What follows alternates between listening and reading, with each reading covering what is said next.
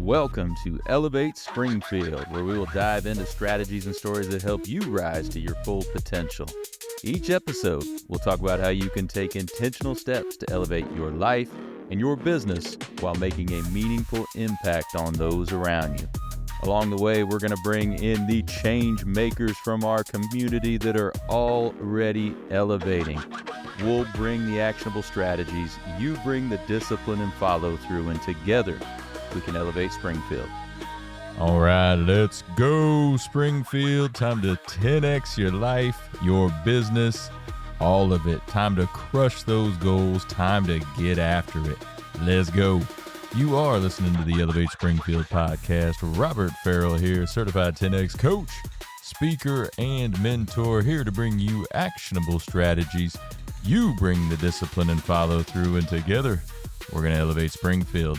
We're coming to you again from beautiful downtown Springfield in the Big Dog Construction Studio. Hey, we've got so much going on in Springfield right now. Make sure you are participating. Get out there, network with folks, be a part of the community, support local businesses, support local nonprofits, and let's go. We can all grow together. So, hey, another great episode for you today. We're going to get right to our guest after the break. Hey, Springfield, when it comes to reliable, high-quality roofing, you don't want to leave things to chance.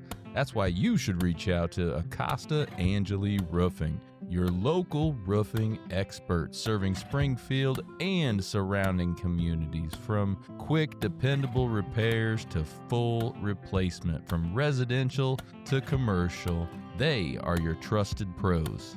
Call them today at 217-993-2748 or visit their website to book your free quote and inspection. Don't wait. A little leak now could lead to major damage later. Trust the local experts, protect your home, and get peace of mind with Acosta Angeli Roofing. And we are back. Joining me in the studio right now, I have three folks with me that participated in a really cool competition last week, the New Venture Challenge through the Sangamon CEO program. So I've got three high school seniors here that won the top 3 out of that challenge last week. So I'm excited to let you guys know about their businesses and a little bit about them. First one, we have Elijah. Elijah, how we doing, man? I'm doing great. Just ready to roll, talk about the business. Yeah, so you actually won, right? Yeah, so yeah. You took first place. Yeah. There you go. Nice. So before we talk about your business, let's learn a little bit about Elijah. Tell me a little about you, man. I am a senior at Pleasant Plains, and my name is Elijah Teefy. I run quite a bit. I do cross country and track, so that's kind of the reason behind the business, how it even started, because I have quite a passion for running. And then I'm going on to run at the Division I level, which is at University of Southern Indiana. So that'll be a really good time. I'm going to go study business as well, further the business, and it's gonna be a lot of fun. Awesome. Congrats on running at the D1 level there. How long you been running? I have been running since I didn't really take it too seriously in middle school. I did track and cross country, but in high school, I realized I was pretty decent at it, so I wanted to take it and keep going with it. What all events do you do? Is so it cross country or track? Yeah, so okay. Cross country is just everybody does the same thing, 3-mile race, depending on what state you're in, you do 5K, but in high school, I do the mile and 2-mile, and that's kind of what I specialize in more. Sometimes throwing in 800 just to, if I'm feeling fast. Okay. Yeah. So you feel like you're going to do the same type of events when you're in college? So in college, the events get quite a bit longer. There's actually an on-track 10K, which I don't find myself doing unless I figure out I'm pretty good at it. I don't know. So I'll probably stick to the events switch a little bit. It's like the 1500 instead of the 1600.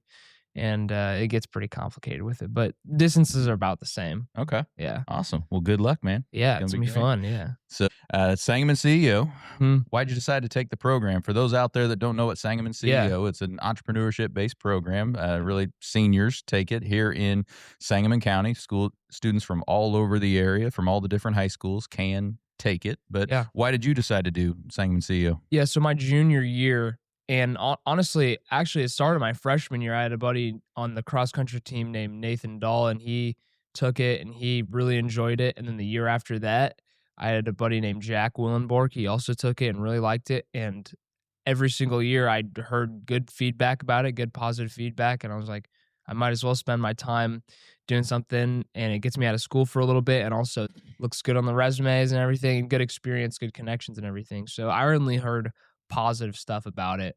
So I was like, might as well give it a shot. And I was already looking to start a business before I even started it anyways. Okay. Well, with that, start your own business. That's a big part of the Yeah. program. That's what the New Venture Challenge was. You Yeah. guys are essentially pitching your new businesses. Either they are already started or you're just kickstarting them, Yeah. right? So let's learn a little bit about the winning business here, man. Tell us about it. Okay. So before CEO started, I kind of was thinking, I kind of want to start a business that's somewhat running related because there's a lot of apparel brands that are associated with other sports, but not really that represent running. There's a lot of corny t-shirts about running and stuff like that. If you can look them up, it's pretty bad. But I was thinking, why not create a brand that runners can wear? And because clothes are a extension of a lot of people's identity, runners can wear it and show what they do, what they pour their life into. So I was thinking, why not make an apparel brand? So I, got the manufacturer. Actually, my connections, Nathan Dahl, he actually has his business going right now, the Force Show Golf Apparel, and he's doing really well with that. So I come to him, saw if he could help me out, and he helped me get manufacturer and what to design on and everything like that. So he was really helpful. And actually executing it was being on Instagram, social media, and stuff like that, not being afraid to talk on a camera and advertise your business. Mm-hmm. And yeah, it's been a lot of fun. The process has been fun. Getting some friends to wear it, some local Illinois guys to wear it, but then also seeing, like, waking up in the morning, seeing, oh, some guy in Georgia just bought my t-shirt. That's kind of sweet. fun. That's kind Yeah. of like, I'll just get a random person buy it and it's like, okay, so they actually think it's cool. They think it's product worth their money. So yeah, it's been a lot of fun. So you say a lot of the stuff that's out there could have been cheesy. What makes your stuff different? So if you take a look at stuff, it'll be like keep calm and run on or something like that. Right, A little right, corny. And right. so I'll put something like, I wish I had it on, but something that actually could be compared to today's fashion. So something like a graphic tee, or I looked at things that people were already wearing and then putting like a running kind of twist on it, making it correlate to running a little bit more rather than just be a random shirt with some graphics on it. So I tried to not have it be as corny as some of the other shirts, but then also have it be running related as well, so people feel like they're a part of something. So is it more like performance apparel, like material wise? Material wise, it's actually more like everyday wear, like streetwear. So I could wear it while I was running for easy runs, but it's more so just like everyday wear, streetwear, kind of more stylish. But I've worn it to run. But Okay. Yeah. You've sold quite a bit so far. So what have been your most effective marketing tools for it? Definitely Instagram. Instagram has gotten me to sell essentially all of my products. So I actually got on at first and I would just post, oh, new t-shirt dropping.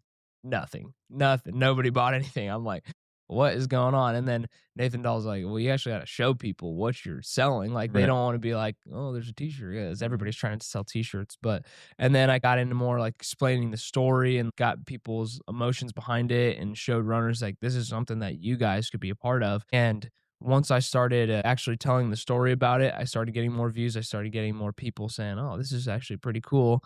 And then sales came in. So it was a while without any reward, which felt kind of like a little bit of a drought and like, why am I even doing this? But then once I started doing it right, it actually started translating into sales and it was pretty great. That's good. So other people wearing your stuff, you use that as marketing for yourself? Yeah. So like I would post on my story. So the Rochester Rockets wore the shorts that I had designed.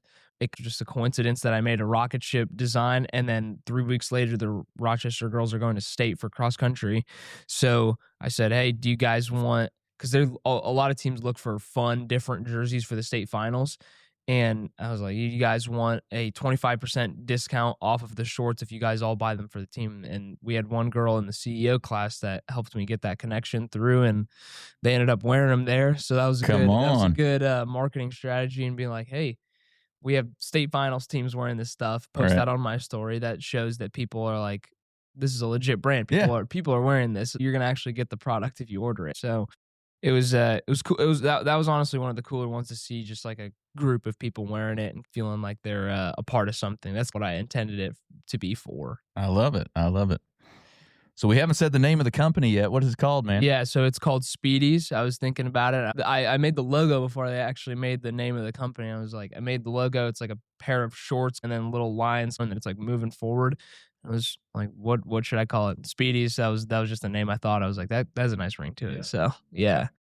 So walk me through your pitch last week. What was it? Thursday. Yeah. I think you had the New Venture Challenge where we had a lot of judges in there. Yeah. I was one of the judges. You go in and you pitch your company to these folks, and then you had a live pitch later on. But how do you pitch your company to these people? Yeah, so I first try to get people's emotions behind it. That's what that kind of the whole presentation was supposed to be about, like show the story and not the actual just like robotic pitch. It's like, this is sales, this is this. So I started out with saying, if you take a look at football, basketball, soccer, and everybody like all these other sports, they have jerseys that people wear that make them feel like a part of the sport, and then they have other apparel. And then I went on to running and showed like that there's really just kind of a great market for any sort of apparel associated with running.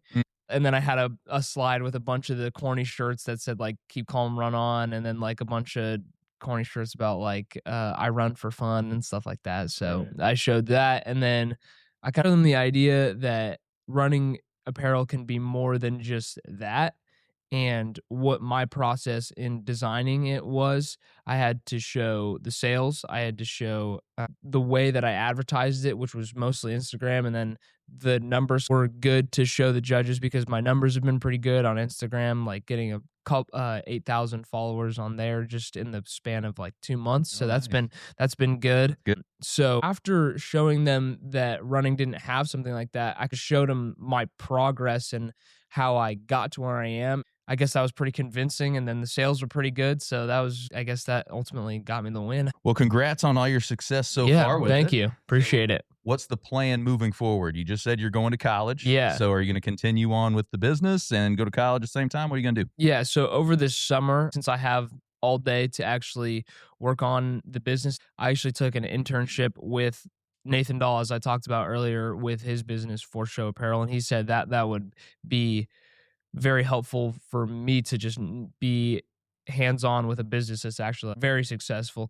There's levels to it. Like mine, I would consider doing all right, but then his is doing very well. So I would learn hands-on to help them with their social media, because I do well in the social media aspect of it, but then also like following up with emails and saying like, oh, do you want to try this product and that product? So I haven't been on that, but just learning more about it and then continuing it over the summer.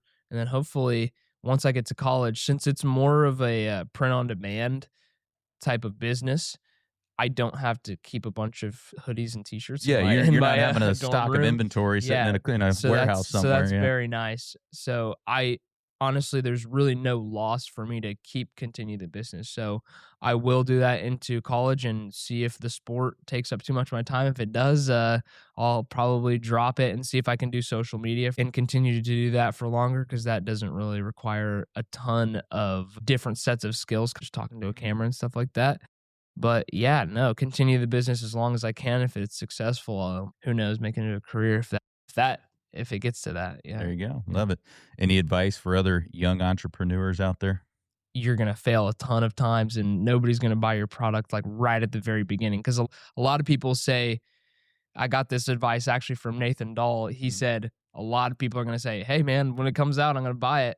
And it's a lot of people don't. They don't. Yes. Yeah. Just don't bank on this person's going to buy it, this person's going to buy it, and don't keep a tally of people that you think that said they were going to buy it and expect them to, because you're not running like a charity. So try to get people that actually really want your product and not just be like, hey, that's my buddy, I'm going to buy it. So yeah, just don't bank on people verbally telling you that they're going to buy it before. So, because that can be dangerous. Because I was like sad. I was like, oh man, yeah. Feel that hit. I was like, oh man. Yeah.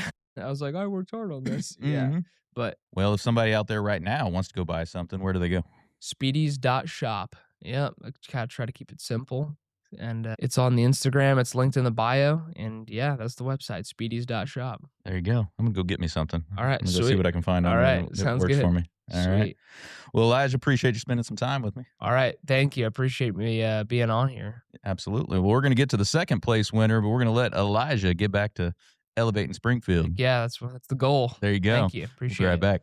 All right, and we are back. We've got our second place winner of the New Venture Challenge. Emery is joining us now. Emery, how you doing, man? Doing good. Happy to be here. Hey, well, I'm excited to hear more about your business because I don't think I judged yours last year. Oh, no. No, I didn't judge any of yours, I don't believe. So when I was judged last week. So I'm excited to learn more about you guys. So Emery, before we learn about your business, tell us a little bit about you, man. Yeah, I'm a senior at Sacred Heart Griffin High School here. I'm going to Ole Miss next year and majoring in finance. In high school, I played football all 3 years. Transferred from Pleasant Plains after my freshman year to SHG and had a blast at SHG and ready to go to college now. There you go. What'd you play? What position you play? I was DN. Okay. I started at receiver, but eventually you learn you can't catch the ball after so many drop passes. So I got moved to D-line and loved it. Loved it. D-line. Yeah, there you go. Throwing that Myles Garrett on folks out there. Exactly. Yeah. Yep. All right. Why Ole Miss? Yeah, my sister's down there right now. I had a cousin that went down there a couple years ago. It's such a blast down there. It's so fun. I mean, between the connections you make and just the city itself, it's a great atmosphere, great culture. It's just a really cool place. Okay.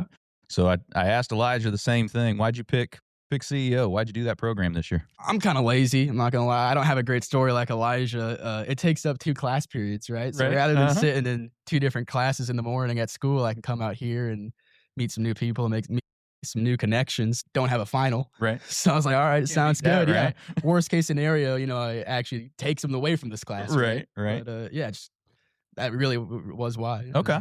So a big part of the program is going out to businesses or having businesses come and visit you. How impactful was that for you this year, getting to meet all those different people? Definitely. It was huge. It was amazing. Making those connections around Springfield. I don't know if I'm going to come back here after college or not, but if I do, I definitely have a bunch of people that I know I can text and say, hey, I'm back. Do you have any opportunities for me and stuff like that just to grow myself? Well, we'd love to have you back. Every community struggles keeping that 18 to 30, early 30s range. So yeah, we'd love to have you back, Emery. Just come on back to Springfield, man. Come on home. So your business, let's hear about it. So we got the Bin Bandits trash can cleaning service. Okay. So for $25, we'll come to your house and clean your trash can and put it back into your garage for you. Okay. So what brought that idea up? Another thing I have a co-founder, Ron Missouri, couldn't make it, but another thing of us being lazy, the deadline started coming, right? Okay. And I want to say we AI'd a bunch of businesses. Hey, we're doing a project, yada, yada. He gave us a bunch of businesses. We couldn't really decide on one. And then he was out taking his trash can out. He's like, this smells horrible. And that cleaning a trash can was one of the businesses on the AI. So I was like, all right, you know what? Let's do it. And he came to me and said, hey, what if we clean trash cans? And I said, that sounds horrible. Right. I don't want to do that. Right. But then slowly but surely kind of convinced me, and it worked out for the best. Okay. So some of the businesses that were pitching last week had already started and are making money. Some were just more in the startup phase or in the pitch phase, trying to get everything worked out. Where are you at? Definitely startup. Okay. Definitely startup. We're just starting to grow. We've really only cleaned trash cans of neighbors and friends like that, mostly word of mouth. But we're trying to grow our Instagram right now and get more client outreach. Mm-hmm. So for your cleaning of the trash cans, do you have a machine that does it? You a power washer? What are you doing? Power washer. We did a survey and found that most people are okay with us hooking up to their water spigot. Mm-hmm. So we bring the power washer out. We have partnered with another CEO business actually to get our soap. There was a girl there that did like all natural soaps. Oh yeah, I bought some from her. Yeah, so she was on my judging list. Nice. So we partnered with her to use the soap for cleaning.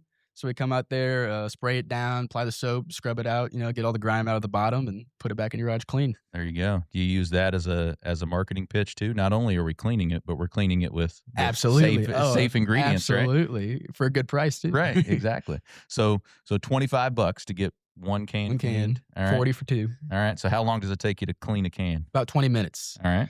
Sort of try to keep it 20 minutes to visit. That way you can knock out about 3 houses in an hour. Mm-hmm. Keeps us moving. Ideally, we come on a trash day. So there's no trash in the the can. Yeah. If we could just follow a trash right around, that'd be great. So what do you do if you go and it's a full trash can? You just empty take everything it out. Yeah. Then put it back in?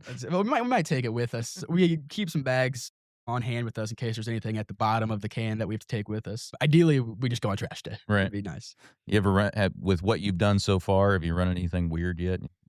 dead animals or something in the bottom Not of your yet, garbage thank can? goodness, but I'm sure it's bound to happen. I mean, yeah. it's some of the stuff at the bottom is really, really gross. You Right. got to bring a mask or something. Uh, Nothing bad, thank goodness yet. Right. So do you plan on continuing this? You're going to be at Ole Miss, so obviously if you're doing it, you're not doing it here. Sure. Because it's more of a hands-on business compared Exactly. to what Elijah's was, where he could do his remote from really anywhere, right? Well, So- we've talked about we have a couple of friends staying here in Lincoln Land, and we've talked about passing on the business to them so they can keep doing it in college. But if we thought about also doing it in Ole Miss and just having that way we have money on hand for going out to football games, stuff like that. Possibly scaling up to dumpsters, maybe to really make more money doing dumpsters. I'd imagine real businesses. Oh yeah, But, because you could certainly charge more than $25 to a business to go out and clean their garbage. Their But right dumpster. now we're starting small, just residential. Maybe partner with HOAs down there at Ole Miss and try to get a whole neighborhood done. That would be good.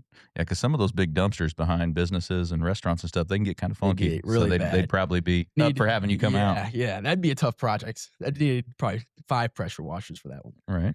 Well, are you staying in dorms at Ole Miss? Well, hopefully. Yeah. So all freshmen have to live on campus. So I apply for housing next week.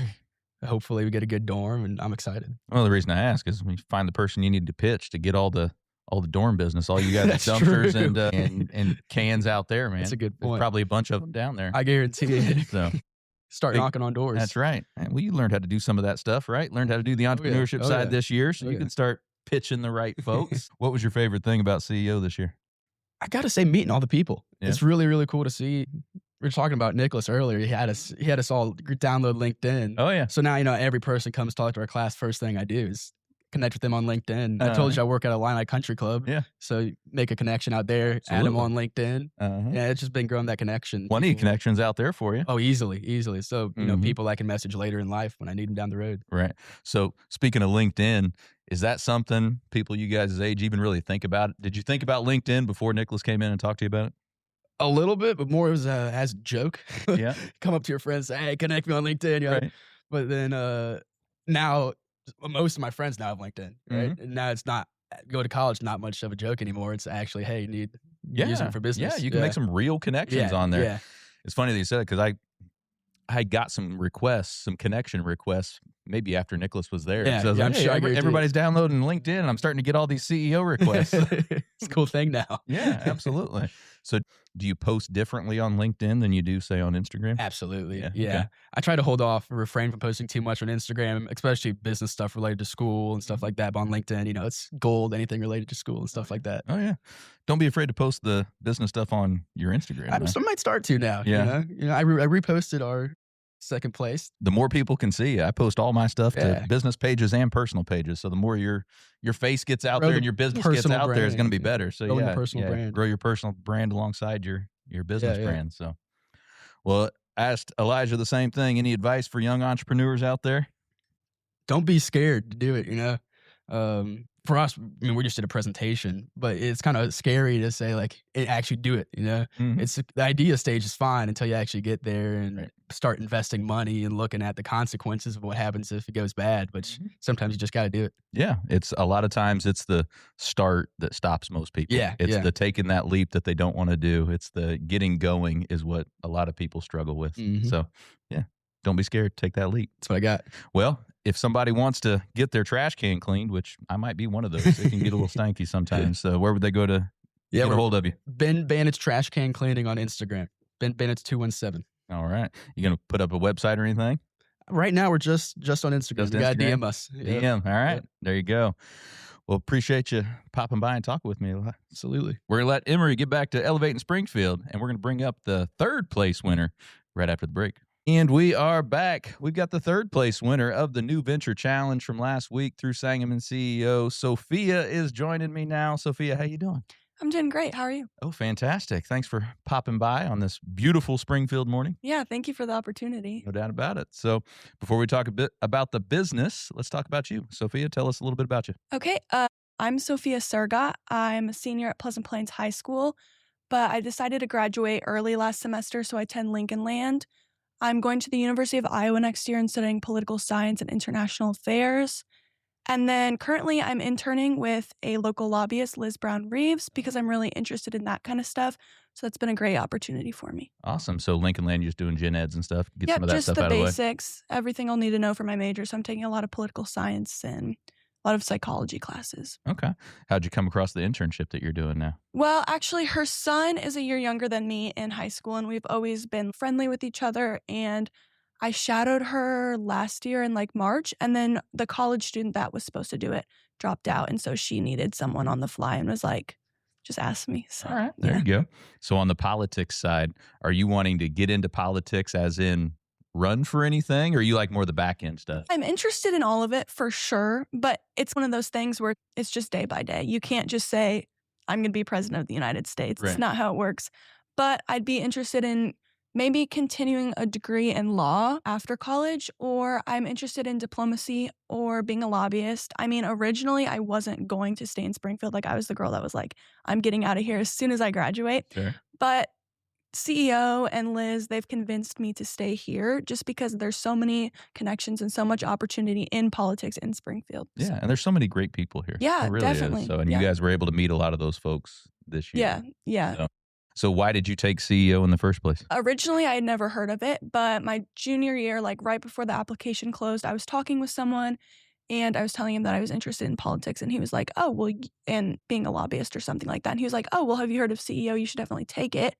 And I was like, no, I haven't. And I like panicked. I was like, I need to sign up for CEO and apply for it. So yeah, just kind of fell into it. There you go. So do you have a favorite business that you visited this year, or a favorite speaker that came out to talk to you guys? I really enjoyed them all, but I liked the outgoing girls like Paige Henderson or Rebecca Gabbani. I really liked all of them because they had some good input about being a woman in business. Awesome. Well, let's get into your business. Tell us about it. My business is Edible Dough by Soph. It is an edible cookie dough business. I started selling probably mid-February, end of February. I sell about 8 different flavors. It's all completely edible.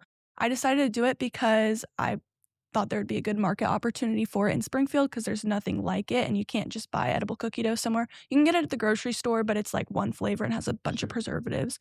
So that's why I decided to do it. It was kind of just fell into my lap, really. Okay. So Yeah. you said the stuff at the store has a bunch of preservatives. Are you a little more conscious of your ingredients then, I suppose? Yes. Obviously, it's a dessert, so it's not healthy. Right. You're But- not trying to be the healthy, but yeah. Right. But it's basic ingredients like sugar, vanilla, flour, everything you've heard of. There's no like potassium iodine or something like that. It's just basic ingredients you have in your kitchen. Okay. Walk us through some of your flavors.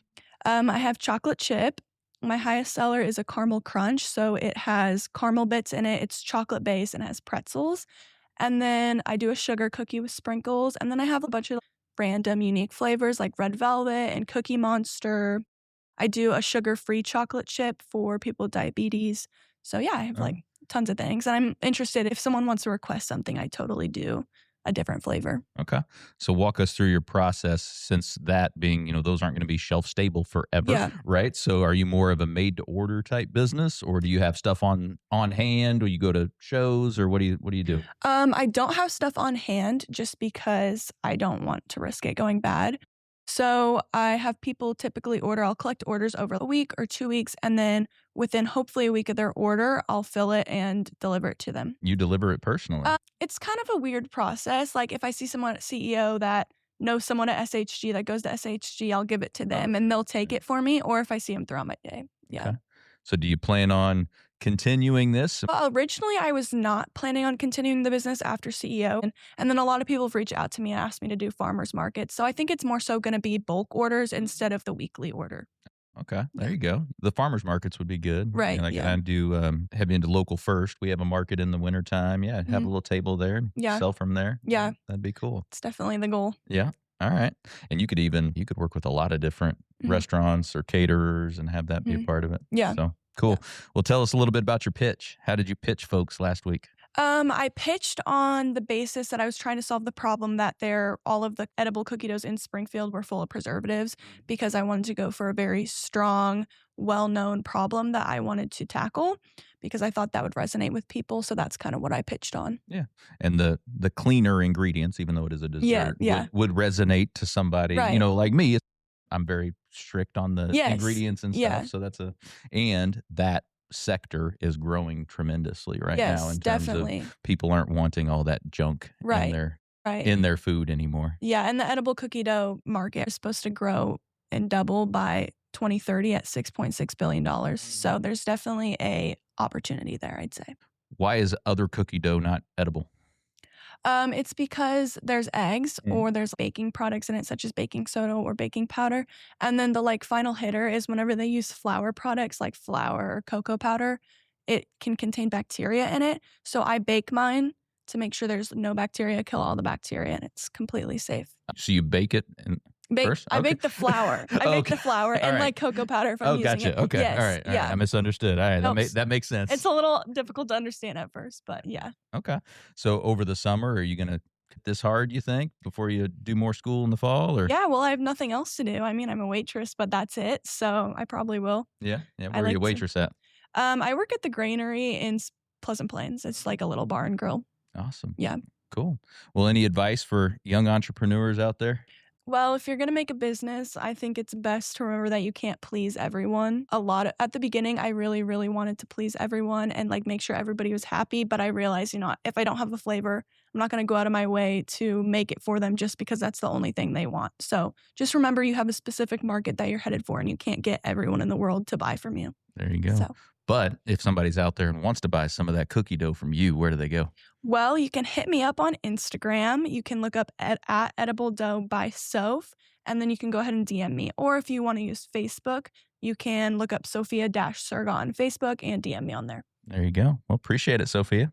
Well, Had thank fun you. learning about your business and all three of you guys' business. Yeah, thank you very much. Congratulations to all three of you. I know you guys got bright futures ahead, and I'm looking forward to seeing what you guys accomplish. It's going to be great. Well, thank you so much. Yeah, absolutely. Well, we're going to let all three of these guys get back to elevating Springfield. But for the rest of y'all, we'll be right back. Looking for expert tree care with hometown integrity? Look no further than Sangamon Tree Service. They're your trusted local pros, delivering quality workmanship, exceptional customer service, and fair, honest pricing every time. Whether it's trimming, removal, or storm cleanup, their team brings professionalism and care to every job, big or small.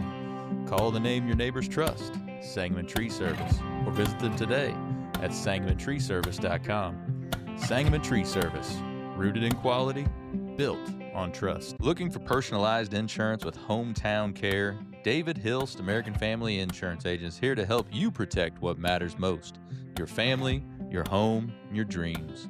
Whether it's auto, home, life, business, David and his team are proud to serve the Springfield community with trusted advice and reliable coverage. Local service, real relationships, peace of mind. Call today or stop by their office. They can build your dream protection plan together. Call 217-726-6343. Well, thank you for joining us today, everybody. Appreciate you making us a part of your day. Hey, don't forget, while you're out on social, check ours out. You can check my personal one out at Robert Farrell at everywhere.